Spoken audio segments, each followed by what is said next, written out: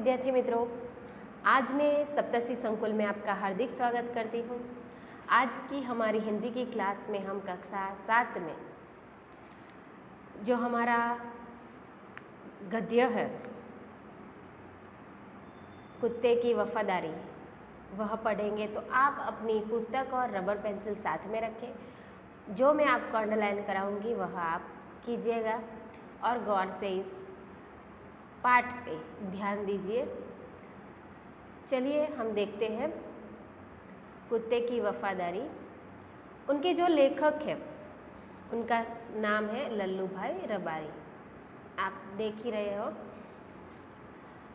प्रस्तुत कहानी में लेखक ने अपने स्वामी के प्रति जानवर की वफादारी को उजागर किया है। इस कहानी में जो हम पढ़ने वाले हैं वह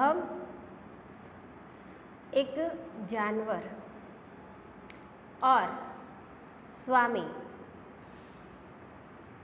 जो उनका स्वामी है, उनका मालिक, स्वामी यानी कि मालिक, उनके मालिक के प्रति उनकी जो वफादारी है उनको प्रसिद्ध किया है।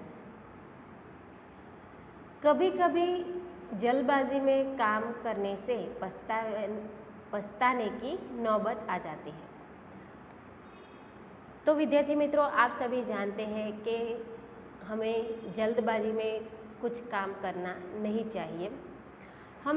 हम जो भी कुछ कार्य करते हैं वह कार्य सोच समझ के करना चाहिए।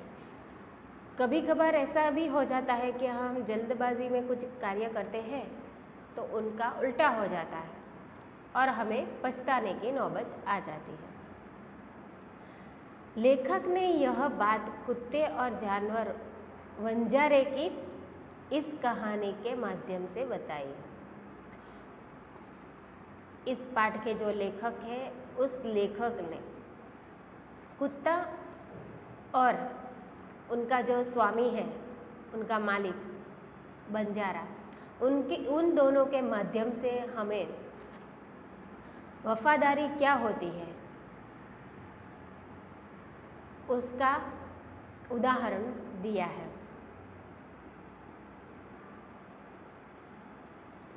करने से पछताने की नौबत, लेकिन कुछ करने की।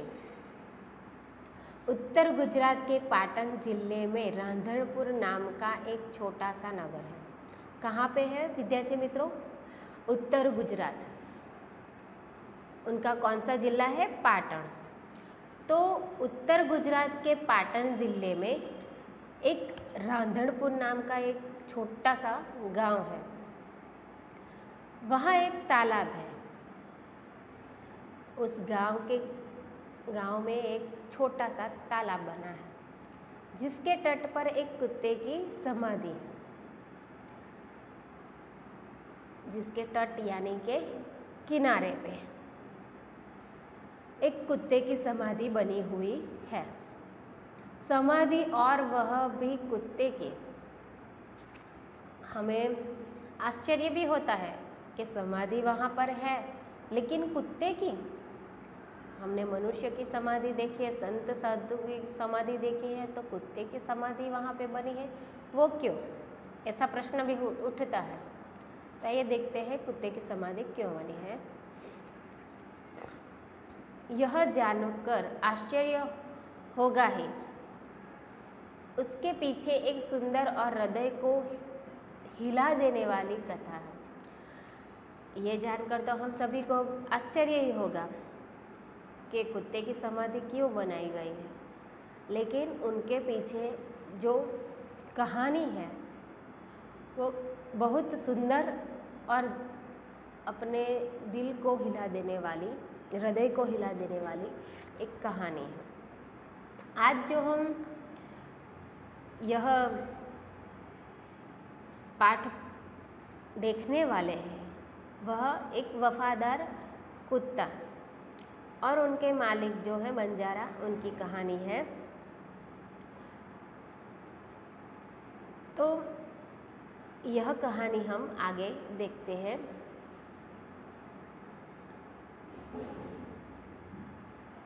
पुराने जमाने में व्यापार का सामान लाने ले जाने का काम बंजारे करते थे। पुराने जमाने यानी कि જૂના જમાનાની અંદર જે બધો માલ સામાન વેપાર માટેનો જે માલ સામાન હોય છે એ લાવવા અને લઈ જવા માટેનું જે કાર્ય કરતા હતા એ કોણ કરતા હતા? વણજારા લોકો. એક બંજારા था અને તેમાંનો એક વંજારો હતો. वह अपने ऊँटों पर गांव का माल सामान लाद कर शहर में ले जाता था. તો વિદ્યાર્થી મિત્રો જુઓ કે એક એમાંનો એક વંજારો હતો. એ વંજારો શું કરતો હતો? તો એ પોતાનો જે ઊંટ હતો એ ઊંટની ઉપર ગામડાનું જે એના જે ગામ હતું એ ગામમાંથી સામાન માલ સામાન બધો એ ઊંટની ઉપર મૂકી દેતો અને પછી એ શહેર તરફ એને વેચવા માટે જાય છે. और वह से मरी गुड़ मसाले मिश्री आदि भरकर गांवों तक ले आता था. और वह बंजारा क्या करता था विद्यार्थी मित्रों? गांव का सामान शहर में बेचने जाता था और शहर से मिश्री गुड़, मिश्री यानी कि चीनी शक्कर, गुड़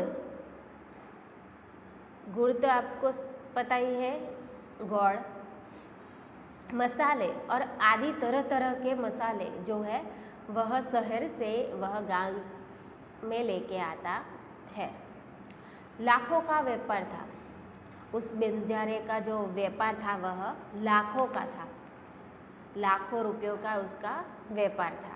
इसलिए लोग उसे लाखा बंजारा कहते थे.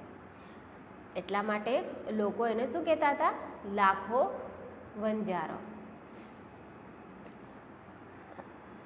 લાખા કે પાસ એક સુંદર કુત્તા था અને એ લાખા વંજારા પાસે એક સુંદર મજાનો એક કૂતરો હતો.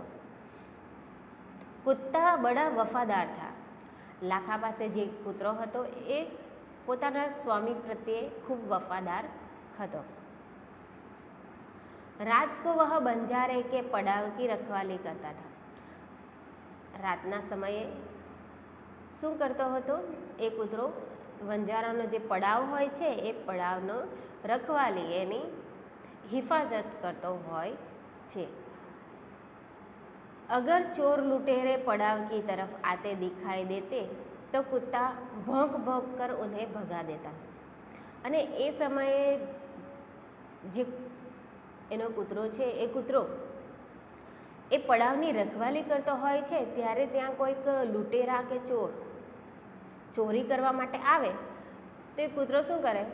એને ભોંકી ભોંકીને दूर भगाड़ी दे. बंजारा अपने कुत्ते की वफादारी से बहुत खुश था. बंजारा क्या था?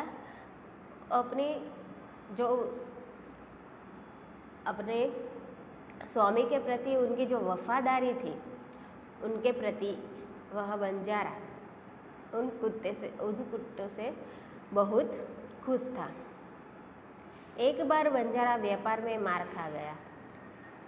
एक वखतनी વાત છે જેનો વેપાર હતો એ વેપારની અંદર એને ઘણું નુકસાન થયું હતું और रुपयों की ज़रूरत आ पड़ी. यहाँ पे विद्यार्थी मित्रों जो मार खाना शब्द है उसको अंडरलाइन कीजिए. मार खाना यानी कि हृदय को द्रवित कर देना. नुकसान होना. मार खाना यानी नुकसान होना. तो रुपयों की जरूरत आ पड़ी. उस बंजारे को व्यापार में लाखों का नुकसान हो गया इसलिए उसे रुपयों की ज़रूरत आ पड़ी. वह रंधनपुर के एक सेठ के पास पहुंचा. वह बंजारा रंधनपुर में जो एक सेठ था उसके पास वह बंजारा जाके पहुंचा. उसने अपनी बात बताई. बंजारा ने अपनी जो बात है वह सेठ को बताई. सेठ ने कहा रुपये में तो दे दूंगा।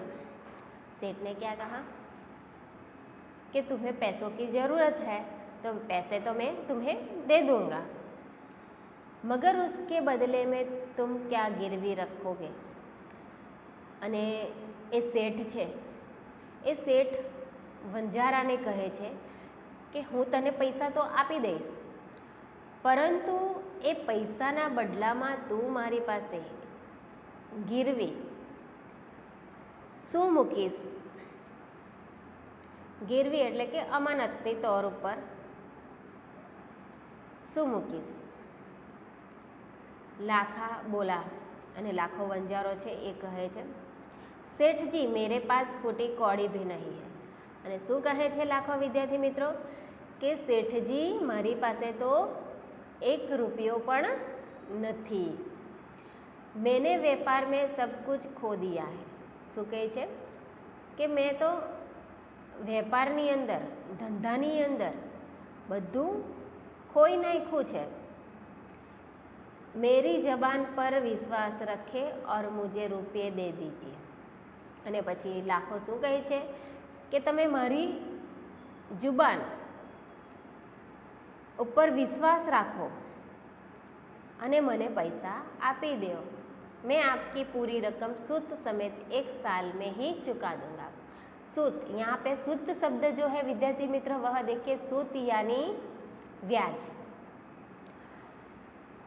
લાખો શું કહે છે કે તમે મારી જુબાન પર ભરોસો રાખો, હું તમારા પૈસા વ્યાજ સમેટ વ્યાજ સાથે 1 વર્ષની અંદર તમને ચૂકવી દઈશ।